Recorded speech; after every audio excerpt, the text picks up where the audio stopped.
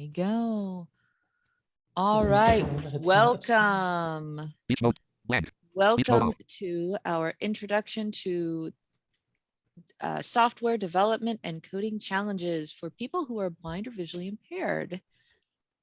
Going to give people just a second to pop in, as we have several people still coming in. Okay, while you do that, I'm going to quickly check if that recording notification is wreaking havoc. Good. Pause button. Chat button. More options. Open participants. More chat button. Yes, you're going to find a recording in progress button in the middle of your screen. Just hit got it. Windows meeting controls. See Windows system. Did it. Pause new share. Share pause share. Meeting controls desktop window. No next. Micros meeting controls window. Video container. No objects. Video layouts window. Hide thumbnail video but no next. No video frame. Yeah, no it doesn't do it for the co-hosts. ZP start button. Type here the search button. Oh, okay. Good afternoon, everyone. This is Kai Tomasi, Director of Accessibility, Belonging, Inclusion, Diversity, and Equity here at APH. And we are really pleased to have our second session of this course happening today. Thanks again to our sponsor, CDW, for their generous sponsorship of these classes. We couldn't do that without them. And I'm going to introduce Florian Beijers, who's going to help us today again with some coding tasks. And I'm going to start by asking him to let us know a little bit about any minimum requirements that might be necessary to do these tasks. We've gotten a few inquiries about Windows 7. We've gotten a few inquiries about other things. If you can just elaborate just briefly on that before you begin. Absolutely, not a problem. Thank you for the wonderful introduction. You're getting smoother at my name every week. Fantastic. Thank you. Okay, so yeah, let me first start by apologizing for that very dense session last week. We had a lot to cover and not a lot of time to cover it in, so we essentially pumped you full of a whole bunch of different things. Today's going to be a bit more laid back, so that's good. As for what would be good to know before you start these kinds of sessions or courses, I'm very much okay with Windows 7 or Windows 8 or macOS. It does mean that you're slightly off the path. I would say we are centrally covering Windows 10/Windows 11 with JAWS and NVDA. Doesn't mean Windows 7 isn't supported. It kind of is. Like, most things should be exactly the same. You'll find that if they aren't, it may at times be tricky to figure out why, because Windows 7 is quite an old operating system that may not be receiving updates to the things that are problematic, and a lot of people have left it behind also in the development world. So if things don't work the way they are supposed to work, you might get yourself into a bit of an Internet Explorer situation where people are like, yeah, we know this is broken, but we're not going to fix it. So I don't think you're going to run into that with this course. I am, let's say, 90% positive that isn't going to happen, but it may, in which case, definitely don't hesitate to ask for support and I can see what I can do. As for screen reader knowledge, particularly if you're off the beaten path and you're using, for example, macOS 10, it is good to know your screen reader's capabilities. And by that, I mean different navigation modalities, things like the JAWS cursor, NVDA's object navigation. VoiceOver has a tool called VOCR, which lets you OCR the screen, which might be good to pick up. VoiceOver has things like the right command key called quick search, which you're not going to need, but it's going to like help you a lot with getting places quicker. So it is definitely recommended to know your screen reader, particularly if you're off the beaten path, as it were. Now, even if you weren't off the beaten path, these things are still going to come up. Today, we're going to be using VS Code, which is mostly going to be,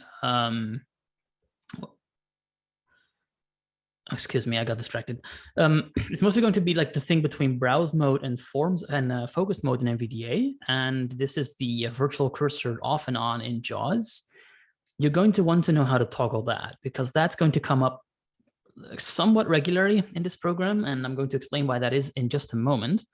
But Yeah, the cursors, how they work and when they work and why they work is a good place to start. And I think someone wants to say something.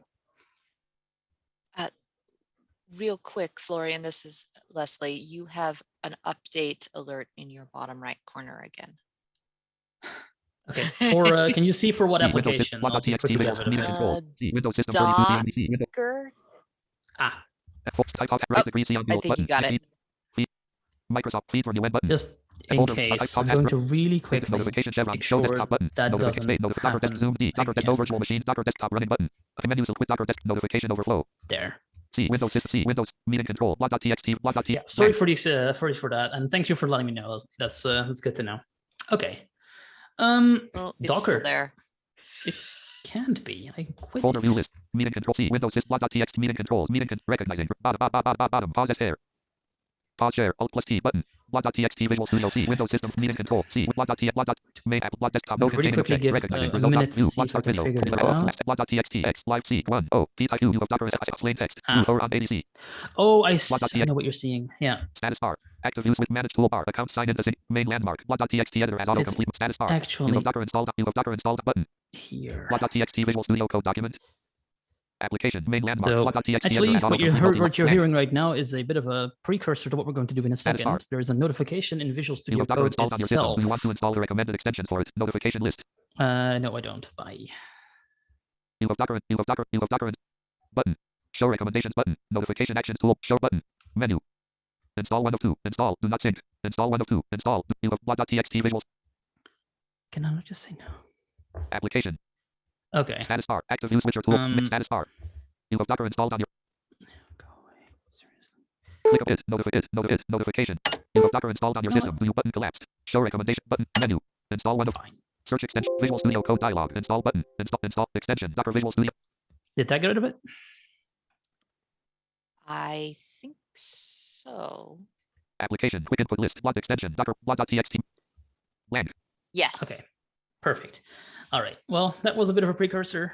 What I just did was a lot, and I will go over what I just did in this class. So, hey, you got like a super quick, free, fast trial of what we're going to be doing today, because all that was pretty much within VS Code, because VS Code is kind of big, and that's why we need like this entire session to properly go over it, which is what I will be doing now. So last week we covered a whole bunch of things. We covered Git, we covered the command line, we covered GitHub, and that was a lot. Essentially, what I aim to do with these sessions, given they are on the shorter side, is I introduce a bunch of topics and I try to cover them comprehensively. And then I will make sure there are notes and things you can read afterwards, even if it's like links from other places, so you can just at your own pace re-look at them. I give them some more time to sort of percolate, to sink in, as it were. And then you have the Slido, as well as something else, which I will announce in a moment, that you can use to ask questions on the class website, which is in the reminder emails, I'm pretty sure has been disseminated. I have written a pretty comprehensive set of notes on last week's session. I'll be doing that for this session again tonight. So check back a couple of hours after the session. I should have them done by then. There's already a session 2 link up there. It's just going to give you a 404 currently. It's not going to go anywhere yet because I haven't put the file up yet. Not even there's going to be content here soon. It's just going to be a dead link. But it's going to work, I promise. And it'll have notes on this session. There won't be that many because a lot of this will be based on stuff that's already out there. And I'm going to link you to those places because they will be vital in one of the other objectives of this course, which is getting used to getting your information from mainstream sources. There's a lot of documentation out there ready to be read, ready to be used by blind people as well. You often just need to do a little bit more translation in your head for certain concepts. Things may not always be called the same thing for screen readers as they are for other people. For example, you may see that you have to click the green play button, which in screen reader lingo might just be called run. And once you know that, once you know these icon lingo and all these things that you might come up with and what they might come up with, you're way better equipped to essentially just take any old resource that doesn't have to necessarily be adapted for you first, and then just take it to town and go with it. And that's one of the main objectives I want you to achieve while taking this course. Yeah, we're going to cover coding, we're going to cover tools, but we're also going to cover approaches and strategies to make use the vast amounts of information that are already there on the internet. And the big problems when learning how to code for blind people are usually not coding itself. That is pretty straightforward, I would even say.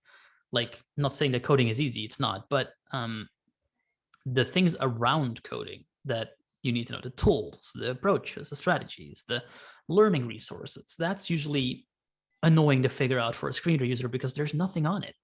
You can find the occasional blog post by the occasional person who's covered the occasional tool 5 years ago, and you have no idea if it's still valid. And that is why we're here. That's why we are making this course right now. So you have up-to-date information on what does work, what doesn't work, and so on and so forth.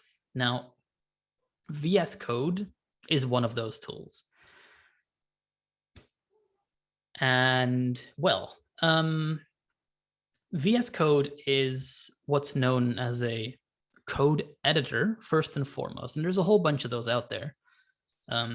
In the 2010s, there was Eclipse that people used a lot. There's Notepad++ that people still use a lot. And then there's the blind-friendly Edge Sharp, which was created by a blind person, I'm pretty sure. And that's still used by some people today. I personally wouldn't recommend it, mostly because it hasn't been maintained for quite a while. And also, it's not going to be what your colleagues are going to be using. So if you have a problem with your editor, you're essentially locked into a very small group of people who may know what's going on. And that's not a very pleasant place to be, because, yeah, you want to be able to just pick up a thing and then use it like everybody else can. And I think personally that Visual Studio Code gives you that opportunity.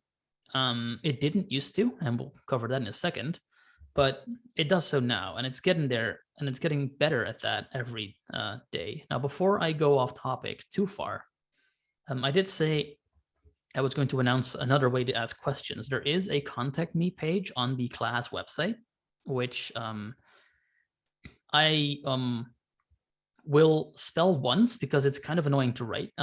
It's just a default GitHub convention. It's my GitHub username, which is Zersiax, ZERSIAX.github.io. And like I said, that's been sent to you in several forms. It's on the Slido somewhere. It's on the emails. So it's there, but just for people who haven't seen it for whatever reason, here's the spelling.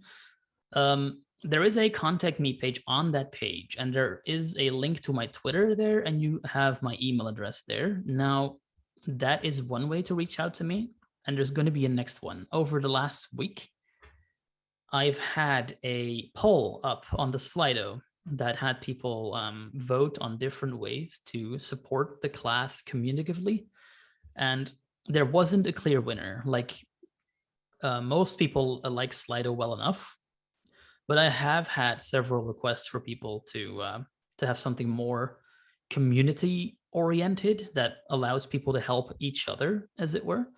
And for those people, I'm going to set up a Discord server for this class. It's going to be a completely unmoderated Discord server, but it's also going to be completely optional. If you want to go on there, you can go on there, and I will monitor it, but I will not moderate it because I do not have that kind of time. So be warned. It is certainly there for people to help each other, and I'm sure that's what the majority of people will be doing. But if we do get problems, there's not a whole lot I can immediately do about it. Obviously, if I see something going down, I'll stop it. But yeah, it's going to be largely Wild West, if that makes sense. The link to that's going to be in the class website when I put up the session 2 notes.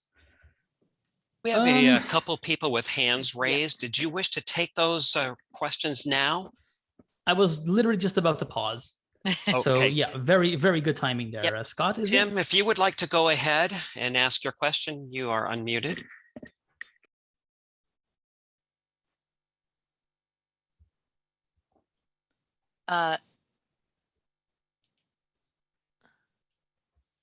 If you're currently speaking, we cannot hear you. Yeah, you have permission to unmute yourself. Don't have a question. Oh, your hand is raised. So that's fine. I guess they misclicked. Yeah. Anybody else has a question at this point? Jasmine, you can unmute yourself and speak. Hello, I have a question about the Slido. I was trying to get into Slido yesterday to try to submit my answer to the homework. And when I go into the regular, the Slido page from the email that I was sent with that link, there was no spot to submit homework, but I don't know if I'm missing it or. There was just was there a question box so you could put your question? Oh, maybe that's what that was. It was some sort of, it looked like a poll, but. Oh, so yeah. I think above I don't have the page in front of me right now, but I think above the poll, there was a switch between questions and poll. And you would put the homework link in the questions tab.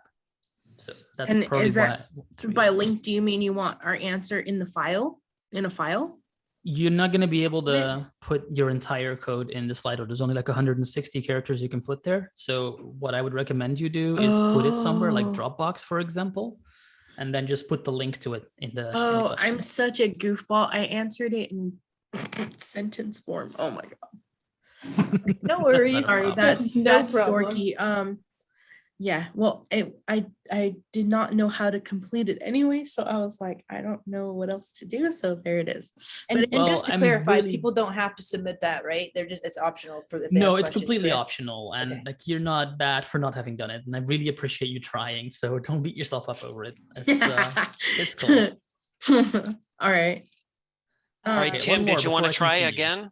Tim Morris. I think he said he didn't have a question. Yeah, he didn't have a question. Yeah.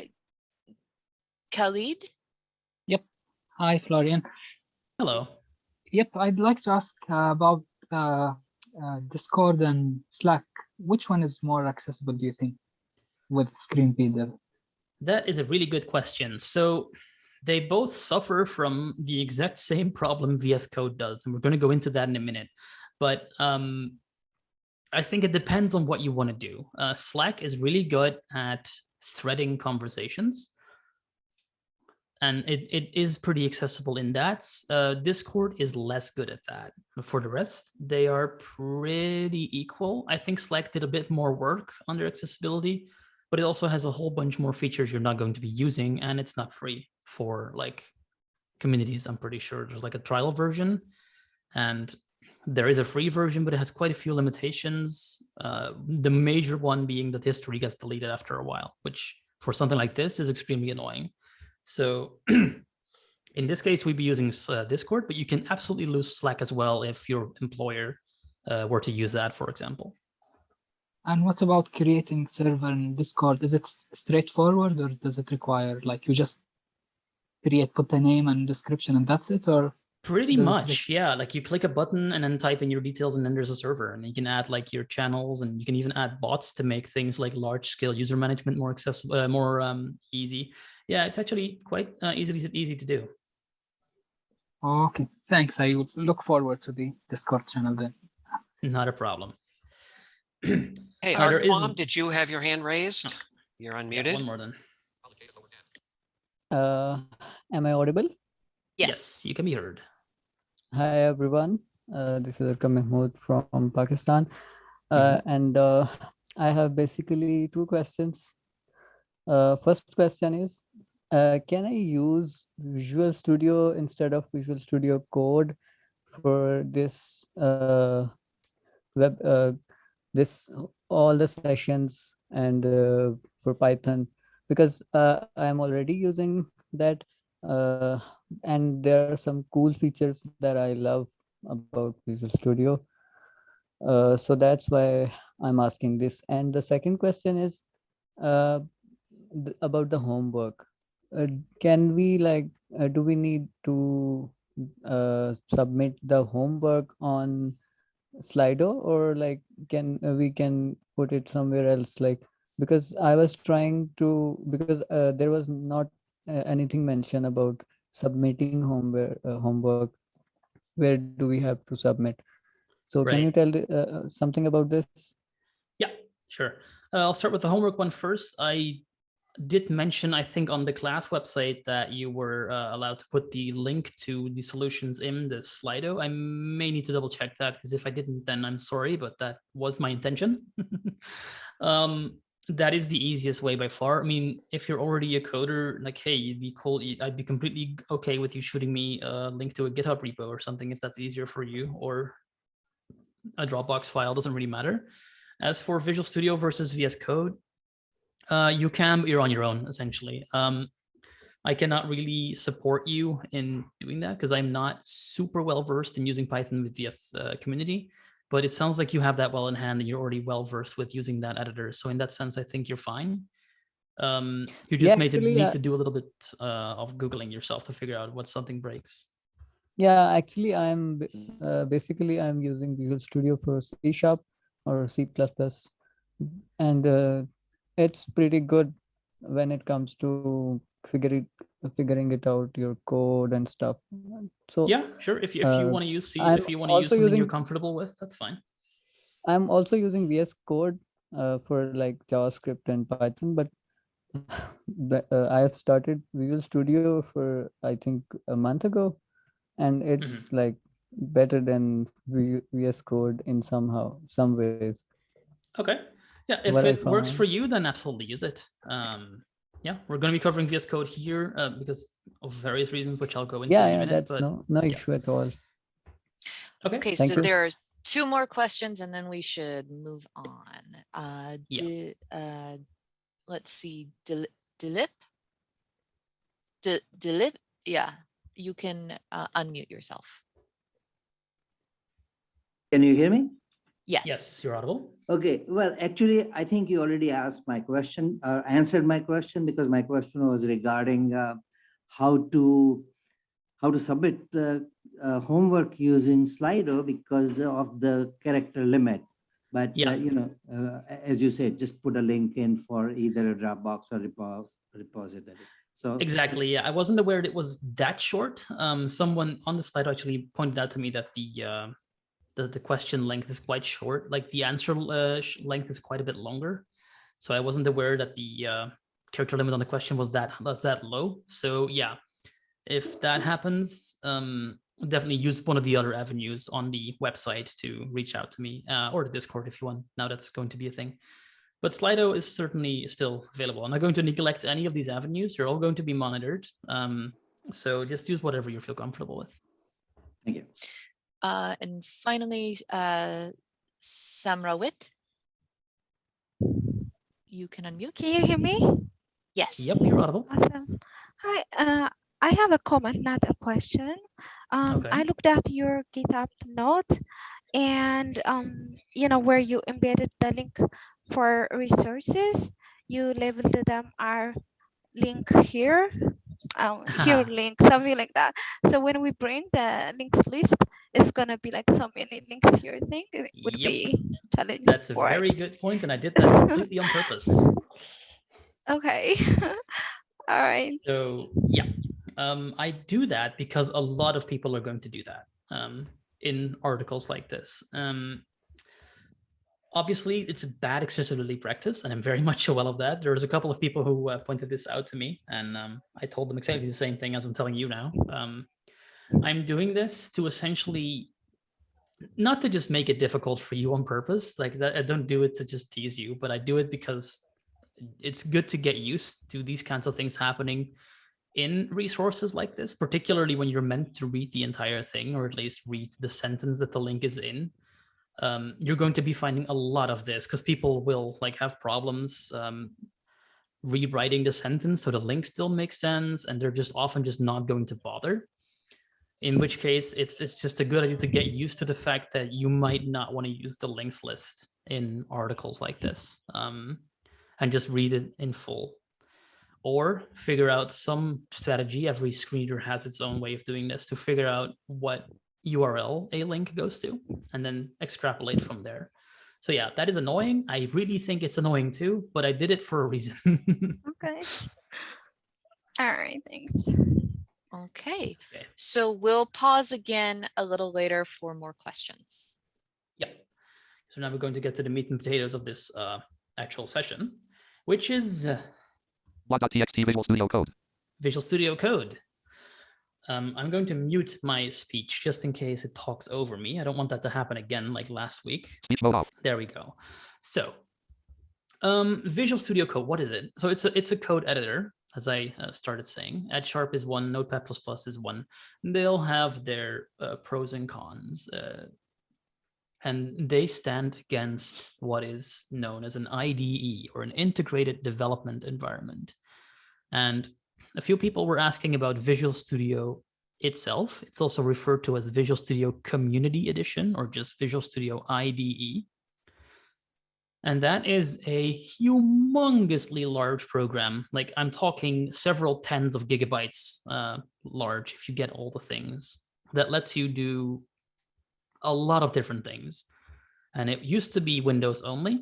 There is a version for the Mac now, and that is being worked on all the time, but it used to be Windows only. And this program is 20 years old, if not older, probably 25 years old at this point. So what you can see in this is that you can do it to pretty much program everything but the kitchen sink, and sometimes even the kitchen sink, depending. And it's good for a lot of things. Like, it's really good for C#. It's really good for C++, which are other programming languages. C# is a C with a number sign, by the way. I myself find it less suitable for Python, but it's very much a personal choice. And it's also quite heavy on your resources. Like, you need a pretty beefy computer to effectively run it, particularly when you use NVDA, because it does have the tendency to lag.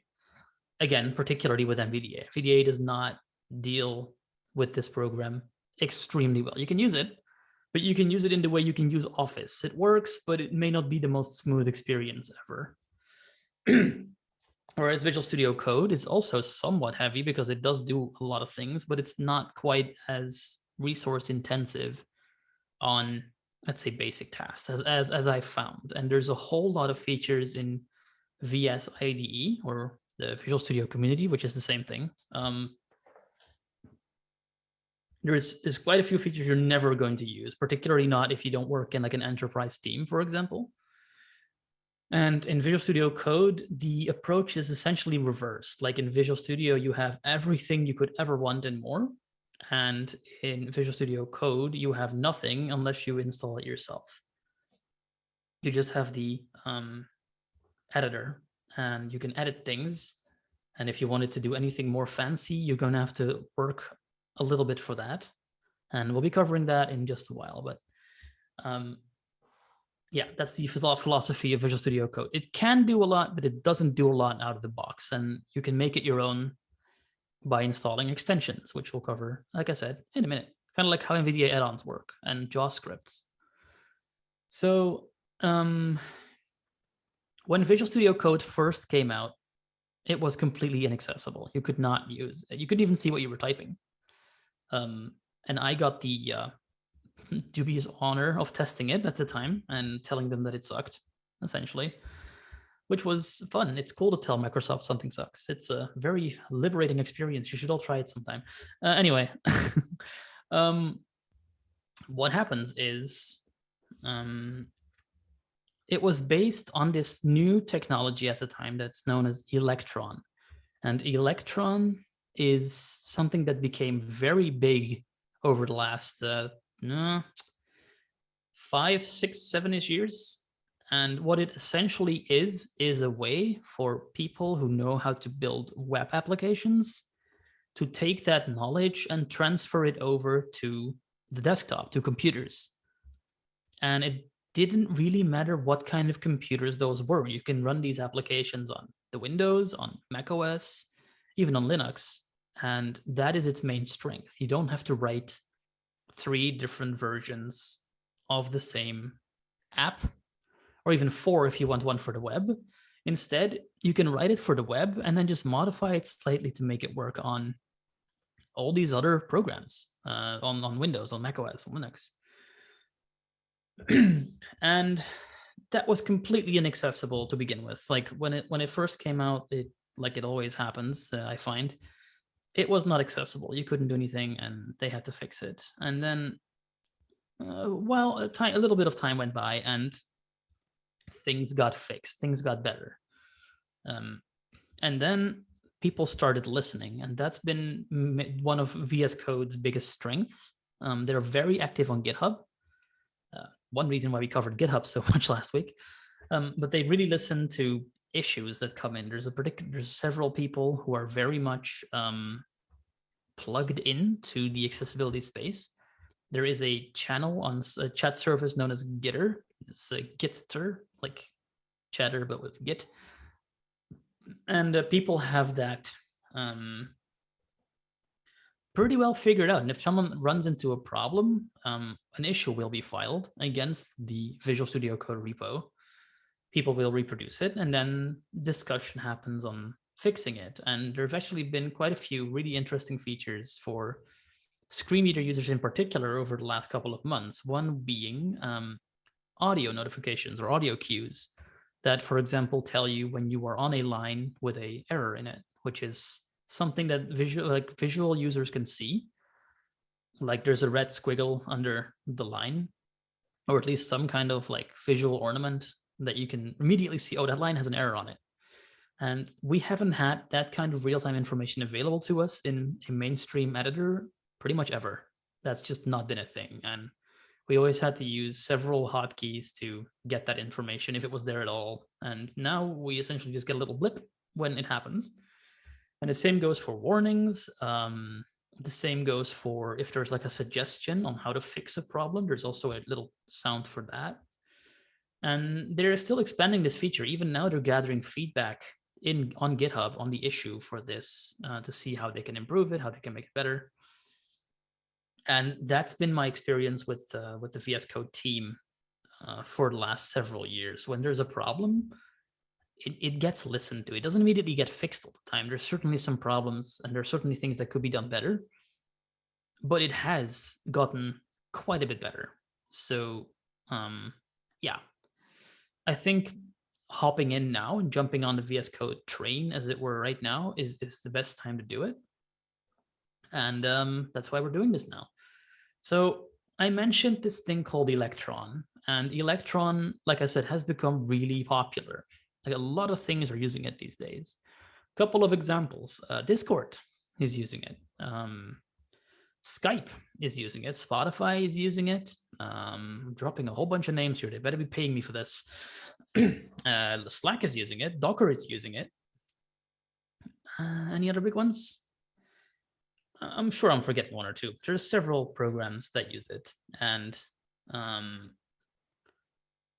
it's essentially when you open an application on your computer. Battle.net is using it. If you play Hearthstone, you've seen it. It uses some kind of derivative. I'm not sure if it uses the Electron, because of course people have made their own versions that do certain things better or different or anything of the sort. And everyone wants in on this pie. So there is, of course, competing products. But for us as blind computer users, the result is really the same.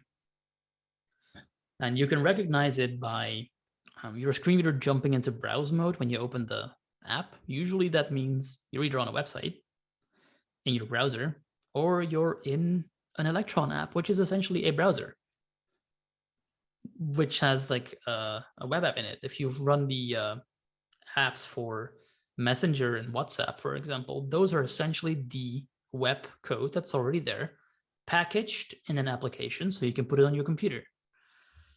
And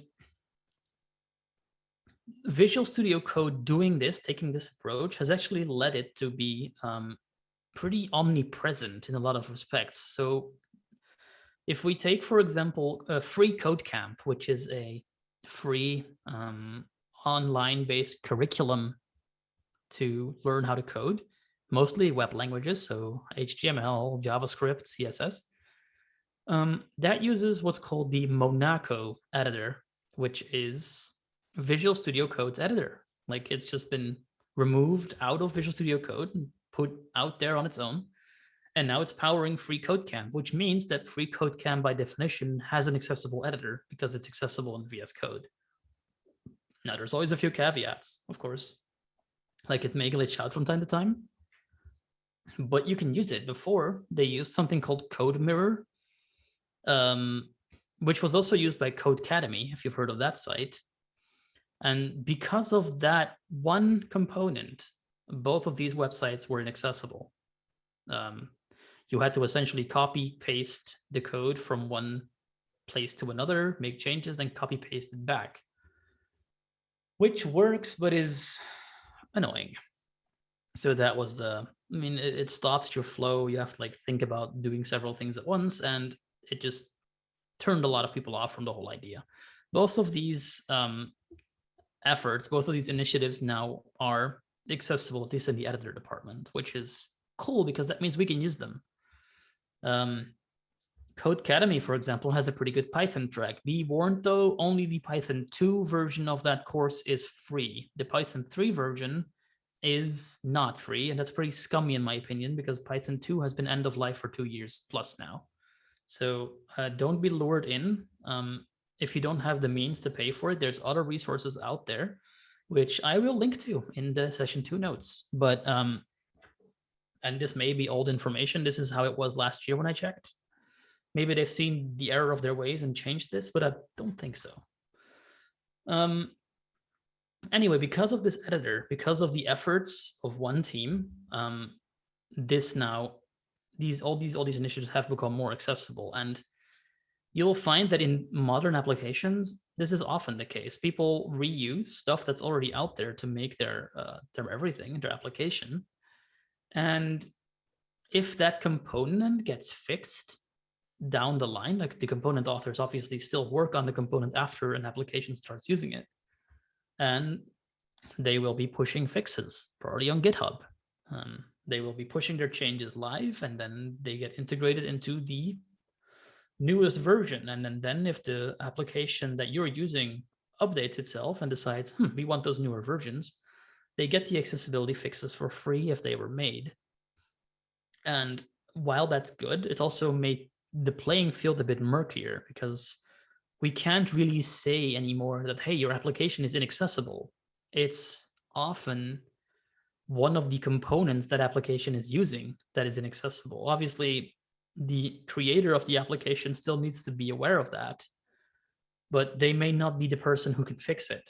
And that is actually a bit of a fun change in the landscape now, where a lot of people use components that are off the shelf. And back in the early days, that usually meant they were at least somewhat accessible, and that is unfortunately no longer the case. A lot of people who say their stuff is accessible isn't, or lying, or just don't know how bad it really is. And other people know this and are like, we want our accessibility stuff to be on point. So if people use our tools, their apps are accessible for free, and we want that for our users. So it's very much a double-edged sword. It can be really annoying, and it can be really, really helpful. And VS Code essentially embodies both of these things, because of its editor, it has made a lot of other components accessible, a lot of programs accessible. But some people will make extensions that don't use the VS Code recommended stuff, and that means these components can still be, at least up to a point, inaccessible. So it's a different frontier, but it's also a very similar looking one. That is essentially where we're at right now. Speech mode blank. I'm going to pause here for a couple of questions. If there are any, of course. Speech mode deeps. I do not see any hands raised. Speech mode talk. Oh, great. Then I can just continue. Speech mode off. I'll give it 20 seconds, and if there's no questions, then I'll continue. Clock's ticking now. Hands near the buttons. Can I ask? Yes, Can I go say ahead. something? Go ahead. Actually, I don't have any question. I have just a suggestion because like you're muting your NVDA. So I'm sorry if it's out topic. So like you can use an add-on called Zoom Enhancement. For by using that add-on, you will not hear extra information that you don't want to hear. Yeah, I'm aware, and I'm actually using that add-on. I'm just making sure that NV doesn't say anything at all, not just from Zoom. That's why I'm muting it. Like, I don't Okay. think it will. I don't think there's other applications that talk to NVDA right now, but I don't really want to take Yeah, the risk. actually, last time, like there were a lot of things going on when you were not muting your NVIDIA. That's why I said this. Anyways, Yeah, exactly. That's not happening anymore. I see in the chat that Avery has a question. Do you want to unmute and ask your question? Oh, except I need to give you permission to do that. I'd love to, but I can't. Yeah.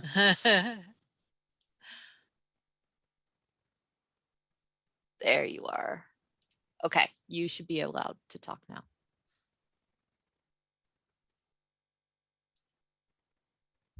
Hello? Yes. Hi. Hi. Go ahead. Sorry about that. Okay, so I have a quick Well, question. Sorry. Sorry, I'm Avery. Quick question about the audio cues. Do you have to get a specific extension, or is it the setting you have to enable? And you should know my name by now. Does it work on Mac? I do know your name. You sent me a really good question a couple of days, or maybe even a day ago. And I hope my answer was helpful. Oh, yes. Great. So the audio cues are in core, so you don't need an extension for that. And they are generally enabled as your screen reader is detected. So they assume that you want these audio cues if you have a screen reader. You can turn them off in the settings editor, which I think we may be able to cover today, but I'm not 100% sure. It's not super difficult though. Avery, this is Ty. Were you speaking about Zoom specifically or about something else? VS Code. Oh, okay, thank you. Just wanted to clarify because we were talking about. Yeah, the cues I Perfect. mentioned like earlier when I was telling. Then we had one more question. I heard someone speaking before Avery.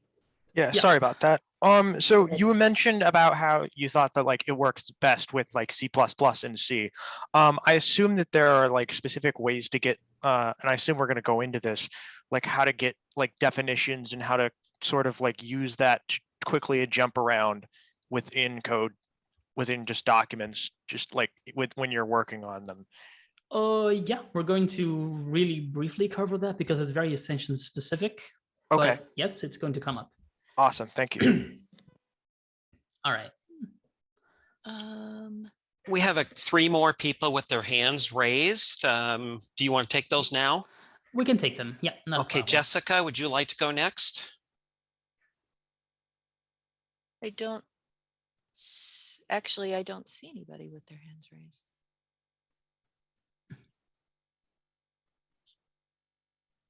Oh, okay, Jessica, there you can go. There you go. Now you can now you can unmute yourself. I should be. There you go. Unmuted. We can hear you. Yeah.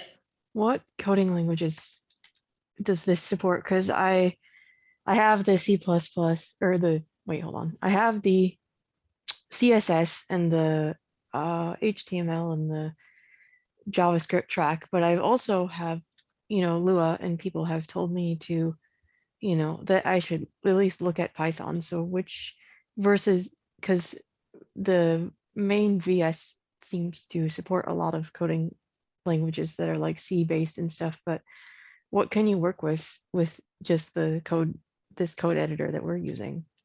Good question. Good segue into what I'll be covering next, but essentially VS Code can support JavaScript and HTML, CSS out of the box.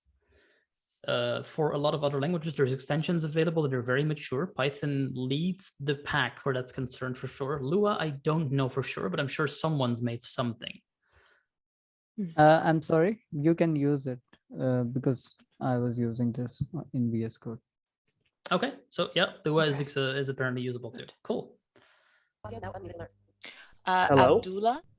Yes, hello, can you hear Yes. me, guys? Yes. Yes. Sorry for that. It's not a question, it's more like a comment as well. Yeah, I'm pretty sure you're getting a bunch of those, sorry about that. My internet is really bad, so sometimes, I would miss, of course, not intentionally, but sometimes I would miss some things that you would say, sorry. So I suggest that your notes be more, shall we say, less brief and more detailed, if you don't mind that. So because sometimes I would miss because my internet is really bad. So instead of asking you to repeat and delaying everyone and you in the process, I think that your notes should be less brief and more detailed, if that's Okay, not a you problem. do know there is a recording of the sessions afterwards that you can download to yes. your computer, so you don't have to Yes, deal but with also, stutters. also my internet is bad, so I can't really, sometimes I can't really open the recording because it would buffer and that would kind of give me a heart attack, if you know what I'm saying. Yeah.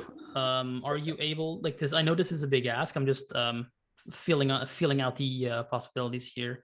Like if you Yeah. were to download it to your computer before you watch it, would that help? It would take forever probably, but would that help? Yeah, it would take a while, but yeah, I guess it would help. Thanks for the suggestion as well. Because I'm pretty sure you can do that, particularly with the Zoom recordings. YouTube is harder, but email me off list after the course, and I'll see if I can figure something out for you. Okay. I have a Twitter. I will message you there. That's perfect.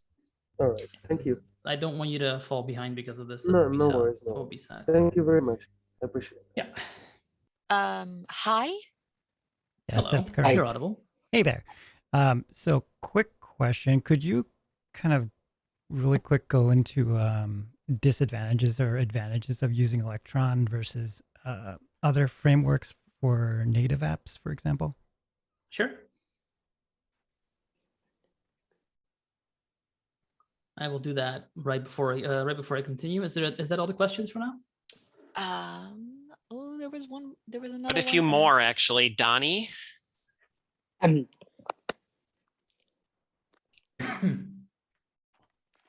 love your accent. I'm glad to hear it. Thanks, Donnie. Jessica.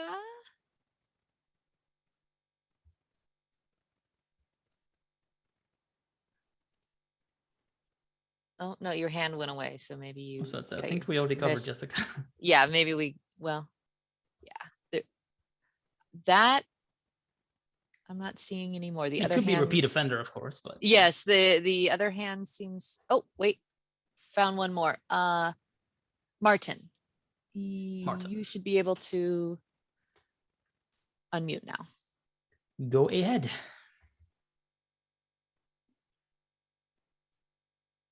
You're not audible.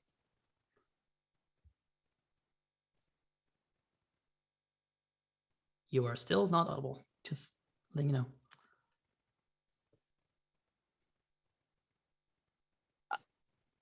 You are muted. I think Alt-A is the hotkey. Yeah. While we wait, would you like to address Hi's question briefly, just for the interest of time? Yeah, sure. That was the question about the advantages and disadvantages, right? Mm-hmm. So advantages, if you're a web developer, you already know how it works. So you essentially build a website and it will be accessible. Generally, Electron doesn't require extra effort to make your work because essentially you're just using a browser. So web accessibility works just the same it would on a website, except you would have a little bit more freedom in, for example, what hotkeys you bind. You find that, for example, in VS Code and Slack, where you can press the F6 key to jump between various parts of the UI.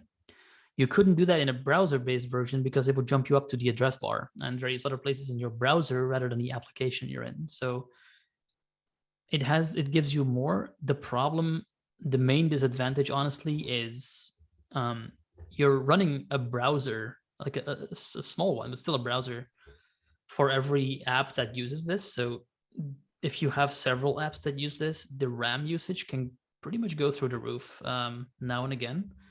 Just the same as a lot of browser tabs would.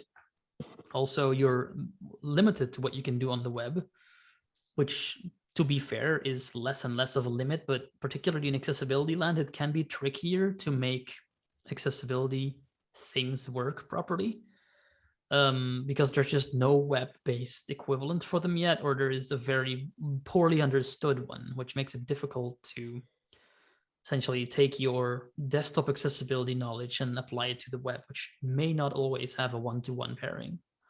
So that is the main thing. Native applications don't have those restrictions. You can use whatever you like, particularly if you use mature stacks like C# or even C++ that directly talk to the Windows toolkits. And for every language, there's going to be UI toolkits with differing support for accessibility. .NET's ones are pretty good. But for example, Qt, while it works, it may not cover all the bases you want to cover. And yeah, for all of these particular ones, there are advantages and disadvantages. And I think Electron hits it pretty squarely in the middle where all these are concerned. Martin, did you manage to make your mic work? Yes, can you hear me now? Yes. Yes. Yay, okay, I'm gonna lower my hand. It was just a question. Since most of us can't really see you, I was just wondering if we could have the, instead of having an MP4, have an MP3 so that it would be just audio and that gentleman would be able to download it maybe more easily. That is a good question, actually. I can do it with Audacity on my system, so and that's what I Yeah, I mean, I can too. I'm just not sure if Zoom can. I think so. Leslie, this may be something for you to look into. I can ask our people about that. Yeah, because I'm pretty sure Zoom exports an audio version as well as a video version. Yes, there is just an audio recording. I can ask if that can be posted. Yeah, because that's like 10 times less of the size, I'm pretty sure. So that would really help this gentleman out. Okay. Well, let's, for the sake of time, let's close questions. Let's move on. Let me actually look at Speech the mode deep. clock. Speech 7:53 p.m. 53. Okay, yeah, Speech mode off. perfect. We're actually reasonably on schedule. So I meant this like a session to be a bit more laid back, like I said, and I think we're managing that pretty clearly. The next bit is going to be a bit more demo heavy. I'm going to try to narrate what I'm doing very clearly. Speech mode deep.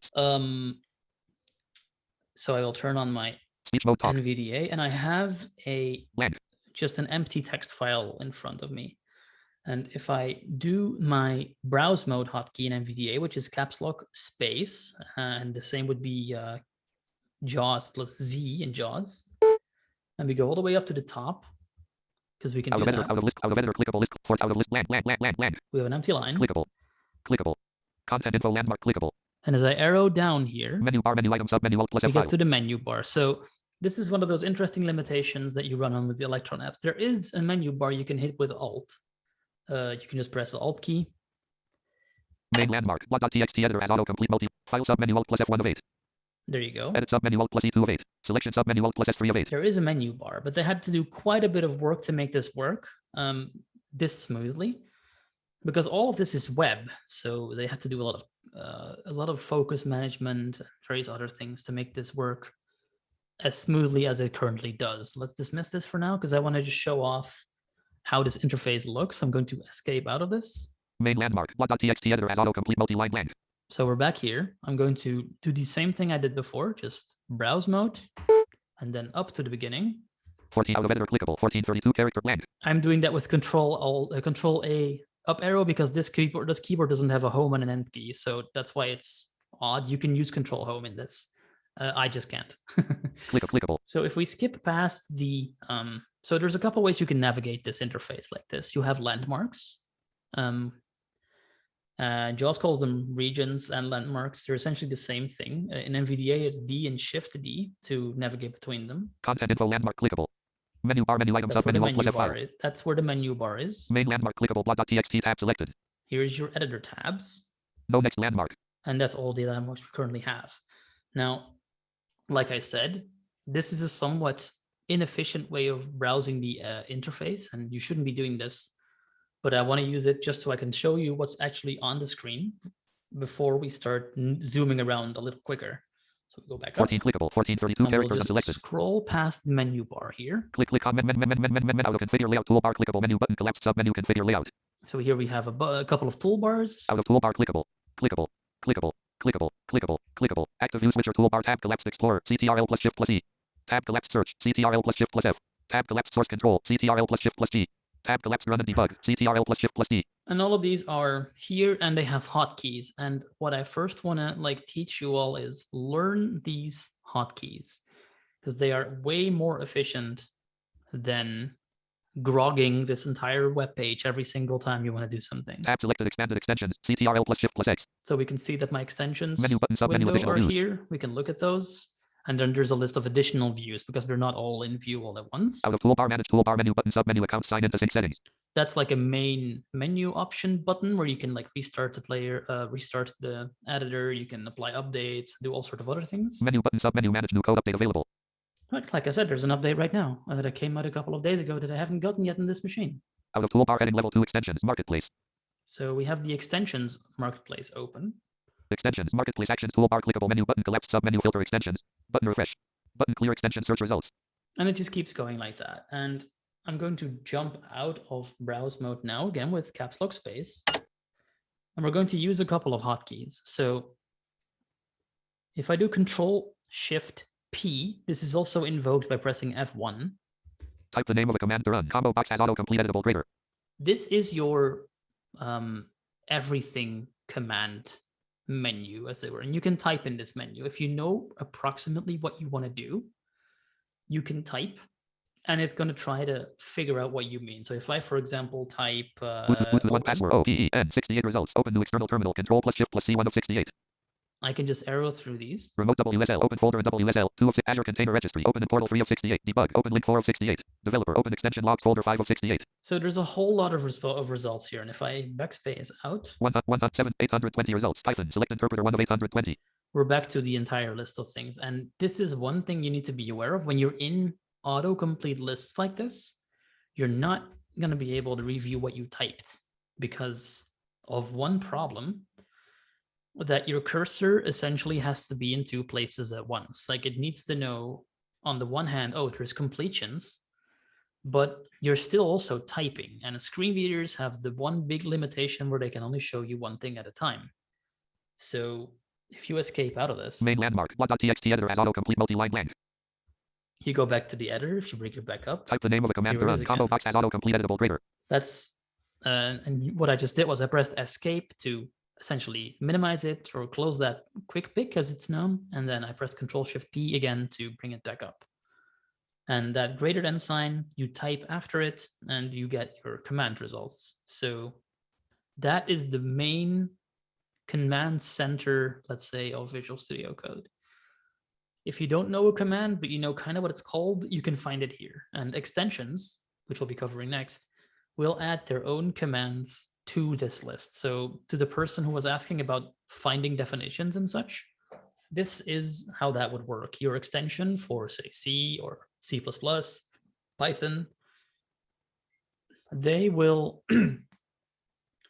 add like extension-specific hotkeys, extension-specific behaviors to Visual Studio Code. And they wouldn't be there without these extensions.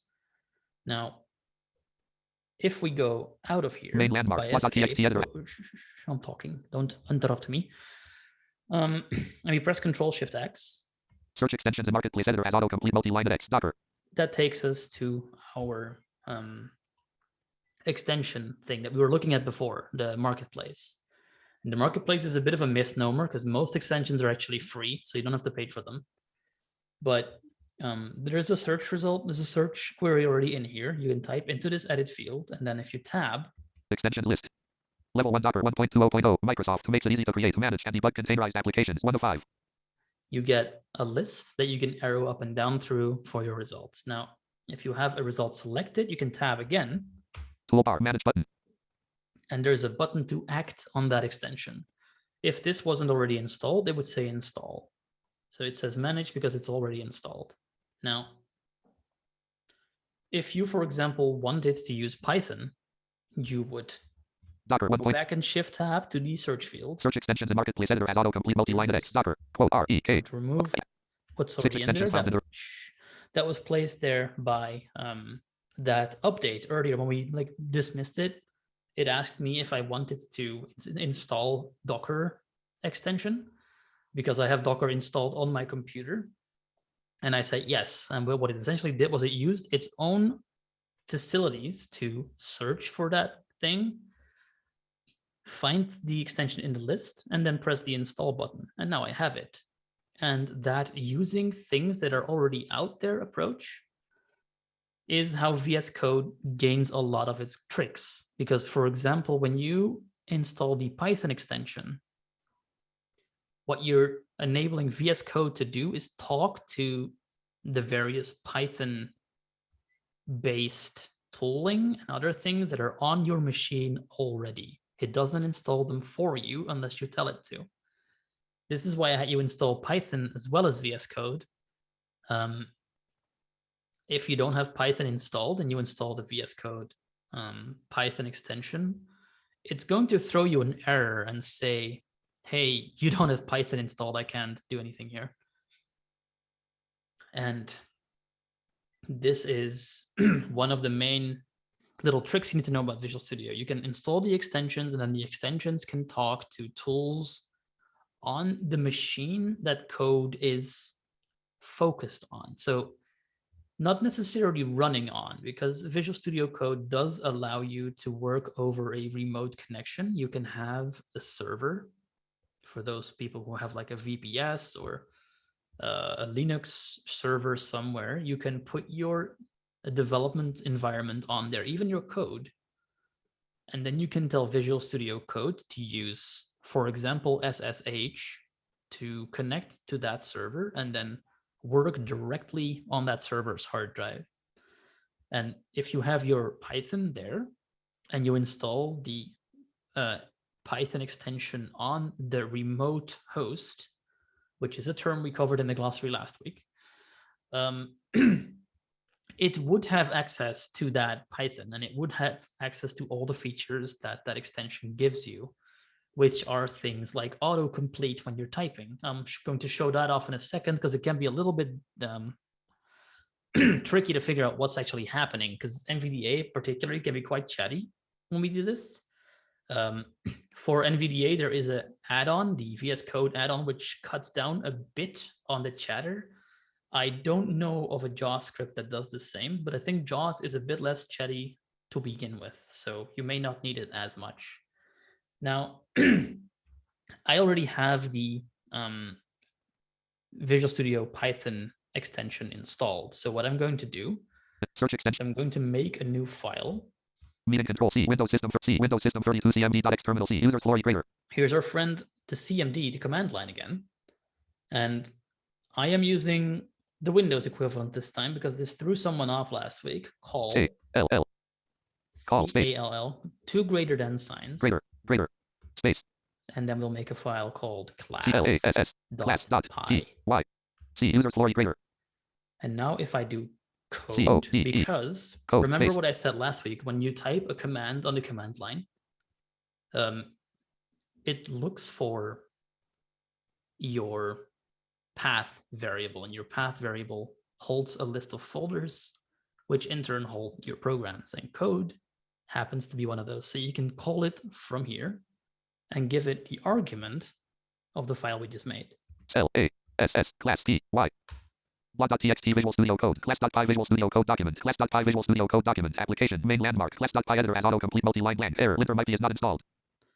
Okay, that was a lot to digest there. So like I said, it can be quite chatty. it gave me an error, but it's not a problem right now. It said that my linter is not installed. A linter is a program that checks your code for formatting and code style violations. So if your lines are too long, or if your indentation isn't correct or anything of that sort, this is going to yell at you. And I don't have that installed currently, but it doesn't mean that Python wouldn't work. Now, just to go through this little thing here, if you were to have this extension installed, the first thing you would want to do is select your interpreter. And there's no hotkey for that, but you can find it in this F1 menu that we showed before. So I press F1. Type the name of a command to run. Combo box has autocomplete editable greater. And I'll type select interpreter. So SELE4C4E type space type I 10 8 results Python select interpreter 1 of 8. And it tells you Python, which means that's the suggestion, that's the extension it's coming from. We'll press enter on select interpreter. Main landmark, quick input list, Starfall Python 3.10.264-bit, Windows Store, app data local Microsoft Windows apps Python 3.10.x3 of 9. So there's one of them that we can use. Here use Python from Python.default interpreter path setting, app data local Starfall Python 3.9.7, Control, C, tools Anaconda Python 3.9.7, base, C, tools Anaconda 3 Python.x5 of 9. So we'll use that one. That's the one that I have installed from a package manager called Chocolatey, which you can install. It's a fun little experiment to keep your stuff up to date. It's something I enjoy using. Yours would be something like C, Python 30. I'm actually quite know where the official distribution is installed, but you'd only have a couple of options here. Just pick one. Doesn't super matter which one you pick. So we'll pick this one. Main landmark, class.py editor as autocomplete multi-line blank. And now we have Python set up. So if I were to type a Python keyword like import. I am suggest list. I not selected 1 of 562 import. We now have import as the subject. If I go up and down this list. Image not selected 2 of 133. Image names not selected 3 of 130. Image types not selected 4 of 133. Like, did you mean this? Did you mean this? But it thinks. Image import not selected 1 of 133. Import. So if you press enter. Class.py editor as autocomplete multi-line import. We now have import. T blank. And I want to import. Space. O. Suggest list. O with not selected 1 of 15. Odd not selected. All file not spondle not select opcode not select appendix not select appendix not operator not select opers not select us not selected 10 of 15. OS. Class.py editor as autocomplete multi-line import us. And now we have recreated the first line of the homework exercise from last week. The import OS. And the second line would be very simple, similar. I such M import. M class.py editor as off space. T I suggest list. Tiffle not selected 1 of M time. M class.py editor as autocomplete multi-line import time. Now this may not seem the little beep noises mean I'm on an error line, and we'll look at that in a second why it's doing that. But the beep noises are these audio cues I was talking about. I'll see if I can do it again. Import time. Import us. Yeah, here for example. Import time. It doesn't like my imports for some reason. And we'll look at that in just a moment. But that is how you would do it. The autocomplete comes up, you press enter on the suggestion you want. And again, you cannot left and right arrow while you're doing that. And why you would want to do this, sometimes function names can be quite long and complex. And this can help you out a little bit, make sure you don't make any typos. And it's also really fun to just explore what a thing gives you access to. But that is a bit of a foreshadow for next sessions, because right now that doesn't make very much sense yet. Looking at the time. 8:09 p.m. We still have 20 minutes. Perfect. So Visual Studio Code has several windows. This is the editor. We've looked at the extension marketplace. Now, if I were to have more than one file open, there is an Explorer view, which you can invoke with Control-Shift-E. Open editors list, class.py, see users Florian 2 of 3 level 1. Which will show that because we only have a couple of files open. If we had a folder open, it would show us a tree view with all the files that are in our folder or project or workspace. And a workspace is a word you'll hear a lot when you read official documentation. It's essentially just a folder with some extra data added. So you can set settings that work for just a particular just a particular set of folders or workspaces. And that when you put a settings file with those settings in a folder, it pretty much becomes a workspace. And there's a couple of more nuances to it, but that's pretty much it. Now, there's nothing to do here, so we'll hit that key again. Most of these are toggles, so you can press Control-Shift-E again to get back to your editor. Main landmark, class.py editor as autocomplete multi-line import time. And now let's have a look at our problems view, because apparently Python is mad at me. I don't know what I did. So let's have a look what it doesn't like. Showing 7 problems preview. Level 2 error generated by Flake 8. Us is imported but unused at line 1 and character 1. 1 of 7. So Flake 8 is another linter. And it's warning me about a couple things. I have imported this OS here. An import statement is used in Python to essentially say, hey, Python, I have a bunch of functionality I'm about to go use. Can you make sure it's available to me? And Flake 8 is now telling me, hey, you're a great programmer and everything, but you just imported a whole bunch of things and you're not using them. Can you not do that? And the reason that's in here is it's not a Python syntax error. It's not Python is not throwing us an error. It's this Flake 8, which is one of those tools that Visual Studio Code can talk to. And you can set various linters to be on at the same time, or you can only have one going at the same time. I think I have them all going except for one. And the one we don't have going is the one it gave us an error about earlier, but it still works quite well. And if I were to look at these other errors, they're probably very similar. Hey, you're using functionality you're not using. So let's go through these errors. Apparently we have 7 of them in 2 lines. I think that's some kind of record. Level 1 7 problems in file class.py folder C. Users Florian So expanded 1 of 1. Let's see what the problems are here. Level 2 error generated by Flake 8. Us is imported but unused at line 1 and error generated by Flake 8. Time imported but unused at line 2 and warning generated by Pillant. Unused import us at line 1 and character. Warning generated by Pillant. Unused import time at line. Warning generated by Flake 8. No new line at end of file at line 2 and character. Info generated by Pillant. Missing module docstring at line 1 and character 1. Info generated by Pillant. Final new line missing at line 2 and character 1. 7 of 7 level 2. So we have 3 problems that both of these agree on. We have 2 modules that we're not using, and we have no new line at the end of the file. So if we were to dismiss this, we can at least fix the one problem. Main landmark, less import time. Import time. Blank. By adding a new line here. So the file has a final new line at the end, like this. So now we have import us. And import time. And blank. A blank line. So now if I look at my problems list again, there should be fewer of them. Showing 5 problems preview. Info generate. No, there's only 5. There were 7. And as I write my script more and more, you'll find that a lot of these problems suddenly poof away because I'm using the things that I imported. If I were to put this entire script from last week in here, it would show us probably no errors except for maybe aesthetic errors, because I was very much on a time crunch when I wrote that last week. But yeah, this is one of the few things it can do. For example, what it can also do is if you have a problem. Warning generated by Pillant. Unused import time at line 2 and character 1. 4 of 5 left. Warning generated by Pillant. Unused import us at line 1 and character 1. 3 of 5 level 2. If you press enter on any of these, you'll go to the line where it thinks your problem is. Main landmark. Class.py editor as autocomplete multi-line import us. So it's taken us to the first line where we import OS. And that is a lot of the things it can do. You have all sorts of really interesting things you can do here. A lot of them I can't really show off yet because we haven't really gotten into coding yet. That's coming next week, where we actually start showing off some code. And this week, you guys get to familiarize yourself with VS Code, with a bit the command line, and a bit the Python interpreter. And that's what I want to end off with. I'm going to go to my command line. C, Windows System, C, Windows System. And we're going to open Python. Python 3.10.2, /v 3.10.2:50. So here you go. We are in a Python shell, and this is a really helpful tool to learn. This is essentially what's known as a REPL, a read, evaluate, print loop. And essentially what that means is it reads what you're typing, it runs it, it prints whatever the result is, so it shows you what you just did, and then it does it again. So if I were to type the string quote hello, HELLO, hello, quote, hello, greater. It read my string, hello. Hello. It evaluated my string, which just means essentially it made a string.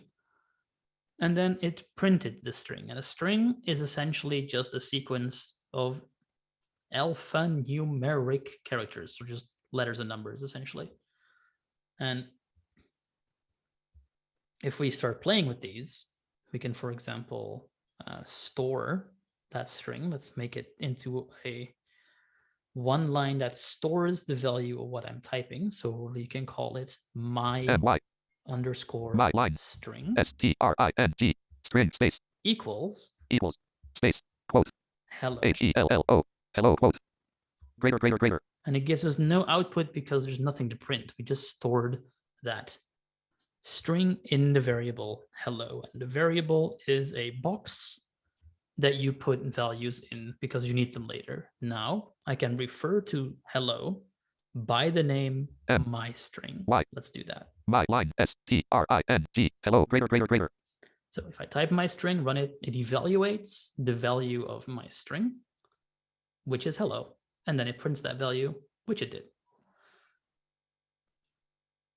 And now we have a string, and a string, you can do things to a string. If you, for example, use the function len, L-E-N, we put a left paren, left paren, and then we put my string that we just stored, my line string followed by a right paren. So string right paren. We have len, L-E-N, left paren, my underscore string right paren. And if I press enter, it's going to give us the number 5 greater 5 because there is 5 characters in the string hello. There's a lot of things you can do with this. You can reverse it, you can capitalize it, you can do this. We can do my string, my line string star string star 30 0, and then this happens. greater. It's a little fun to end the episode. You would think that you cannot do this to a string because it's not a number. You can't do hello times 30, but in Python you can, and it just gives you the hello 30 times. And in this sense, you can play around with code, but you don't really have the capacity to break anything. You can just mess around and see what works and what doesn't work. And yeah, this can be your own playground. You can have a calculator, you can have a word reverser. And as you play with these, you can stick the lines you try in here in scripts. And actually, that is how a lot of developers test out new code, see if it does what they expect it to do, and then if it does, they can incorporate it into whatever it is they're working on. And with that, we're pretty much at the end of what I wanted to cover today. This is something you guys can try at home if your Python installation went well. And I will put a couple of small exercises in the session 2 notes so you can play with those if you like. Again, it's not mandatory, but you can if you want to. And with that, I open the floor for questions. And Florian, this is Leslie. Just to answer the question about the audio file, if you email us at outreach@aph.org, we can attach the audio file and send it to you. Beautiful. Thank you. Any other questions? We have 8 people with their hands raised, so let's see who we can get to. Khalid, would you like to go first? Yeah. We have 10 minutes, so we can get pretty far. Yep. Hello, Khalid. Yes, I tried to say, I pressed F1 and I tried to select the interpreter, Python. Let me, just a moment, let me read what I got. Yeah, I got command Python interpreter resulted in an error. Command.set interpreter is not found. You may need to restart your code. This will happen. It's actually really good that you flagged this. This will happen if you install an extension, and sometimes it's a little bit murky, but sometimes you need to reload your editor and sometimes you don't, and it's not super clear when is when. So what is likely happening is it's giving you the command to run, but it's not actually able to run it yet. So what you do is just restart Visual Studio Code. Actually, I did it twice and I got the same. I pressed Alt F4, then I started again the Visual Studio Code and I got the same thing. Interesting. Do you think I disabled, uninstall the Python extension and install it again, or? Yeah, try that, and then just make sure every VS Code window is closed. Sometimes there's a couple at the same time open. Make sure they're all gone, and then restart it again, and see if that does it. If that doesn't work, reach out to me after class. Okay. The other thing, when you did the debug and you got 7, did you press Control Shift D or You did the I pressed F5. Control Shift M for problems, which is Ah, super okay. intuitive. But yes, Control Shift M is the hotkey to bring up that list of And what is problems. Control Shift D? Let's try. Greater. Class.py visuals to class.py. Run and debug to customize run and debug. Open the folder and create a launch.sam file. Show all automatic debug configurations.section. So that is the debugger. Main landmark. This is used to take a finished script and then go through it bit by bit. Is something we will cover in a later session. Okay, perfect. Thanks. Okay, Jacob, you've had your hand raised for a very long time. Do you want to go ahead, Jacob Rosen? Aw.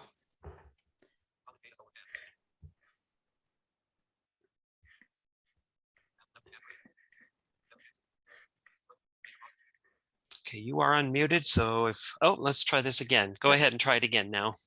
There we go. I didn't get the dialogue. Sorry about that. Anyway, I have quite a few questions. I'm gonna just ask them and hope I'm not gonna take up too much time. So, how well, or are we going to cover this? How well does VS Code work with GitHub? Can we like directly interface with GitHub? I couldn't tell you, but it's something I'm going to look into. There are extensions that talk to GitHub and Git as well. I myself primarily use the command line for this, as well as the GitHub website. But there are extensions for Visual Studio Code that do touch GitHub functionality, and I will be covering those once I know how they work myself, which I will look into for probably the session extra next one. Okay. My second question is, are there like extensions or links for checking accessibility issues in your code? Like, could it tell you, hey, this button seems like unlabeled, or you didn't include a description with an image or something like that? I don't think so. There are tools to do this in your browser. For example, the Axe extension essentially does this on a finished product. I don't know if there are warnings that'll come up as like a linter like we did before, but that is certainly something I can look into. Thanks for the question. Okay, and is VS Code generally used to write like software on your computer, or do like web developers use it as well to write websites? I would even say it's primarily web developers who use it, because it's really good support for JavaScript, which a lot of the web developers use. JavaScript and Python are used in a lot of different domains, and VS Code supports both of those languages very well. So you'll find all sorts of people using it, as well as components of it being used for various components. For example, Free Code Camp and Codecademy, like I said. But for example, also the new version of the Arduino IDE is now Visual Studio Code based. So even those people can use it now. Great. Thank you. Yep. Samrawit? Yes, you can call me Sam. Sam, perfect. Okay. 2 questions. How do you inspect your code? And the second one, apology for being very basic, but what is a string? I mean, you were mentioning like string. Oh, yeah, I did give a definition, but a string is essentially a list of characters like ABC, but also 1, 2, 3. So you can put them together and have them be in double quotes. So a string could be a word or a sentence or a long number or anything of the sort, something like that. And as for your first question, what do you mean by inspect exactly? Like if you want to revisit your code, whatever it typed in, how do you do that? You can just use your up and down arrow keys. Okay. Like essentially VS Code itself is at its very core is an editor. So pretty much the same as Notepad or any other editor you've used before. So I can just use my up and down arrow keys. Import time, import us, import time, blank, import time, import us. I could even type just random words here. Hello, Sam. Sam file not selected 2 of 84. And it's trying to autocomplete you. Class.py. Hello, Sam. Import time. Import us. So yeah, you can just literally go through the arrow keys using the IMPORT space EIME. you can do pretty much anything you could normally do in any editor you've used before. Okay, thank you. I have a quick suggestion. May I suggest something? Yeah, Wait. go for it. Since Sam asked about the string, what is the definition of string and all of that, I think it would be great if you included basic, because I'm pretty sure a bunch of people here don't know basic code terminology like integer, string, all of that. And I think you should include that in the notes if you. Oh, there is a glossary up for last week's session that has a lot of the words we covered for that session, and there's definitely going to be one for this week as well. So yeah, they will definitely be covered, and string will definitely be among the words that are covered. Okay, all right, thank you. Jasmine?